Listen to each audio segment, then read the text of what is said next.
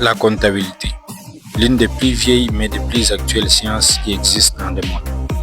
Aujourd'hui, nous allons explorer l'origine de cette science merveilleuse qui a traversé des générations.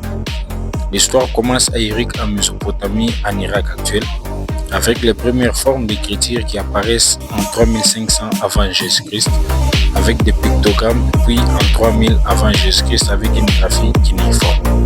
C'est à la même époque que se développent à Uruk les besoins de la bureaucratie, les besoins de gestion et le système comptable apparaît en même temps, avec des récipients pour mesurer des ratios. Puis avec des jetons appelés calculus en 3300 avant Jésus-Christ, à l'époque de l'Égypte antique, les scribes deviennent les premiers comptables. À l'époque romaine, une comptabilité voit le jour dès le 4e siècle avant Jésus-Christ. C'est là qu'apparaissent les premiers banquiers romains. Vers le 13e siècle, les Incas utilisent l'équipos pour compter. C'est en 1875 à Pompéi, 150 tablettes comptables écrites en cire sont retrouvées. Au 11e siècle, avec les croisades, les échanges augmentent, les marchands eurent recours à des négociations à distance et en qui il fallait faire confiance, d'où le mot crédit vient du latin credo. C'est suite aux difficultés monétaires qu'on a fait ces échanges, d'où est née la règle qu'une écriture, une chose doit avoir double écriture. À partir de 1250 de notre ère, on va assister à l'apparition des comptes permettant de faire des suivis des créances et des débiteurs.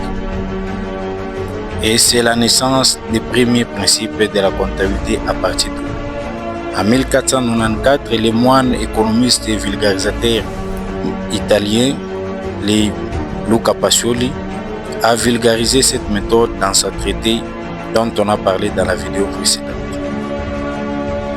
Et il a ainsi institué les principes de la comptabilité à partir d'où, qui s'articule autour de 3 livres comptables, à savoir les journaux pour un enregistrement chronologique, les grands livres pour un enregistrement analytique et les bilans pour fonction de vérification. On voit également à cette époque l'apparition du compte des résultats et du bilan. En 1673, l'ordonnance de Colbert institua officiellement l'usage des livres de commerce et donna naissance au premier code de commerce en 1807. Aux normalisations. Depuis lors et depuis l'Antiquité, la comptabilité n'a cessé d'évoluer en allant du comptage des stocks, c'est-à-dire des gibiers hôtes, en passant par la comptabilité simple, en comptabilité en partie double. Aujourd'hui, nous avons la comptabilité informatisée, la comptabilité analytique et la comptabilité de nos jours est dématérialisée.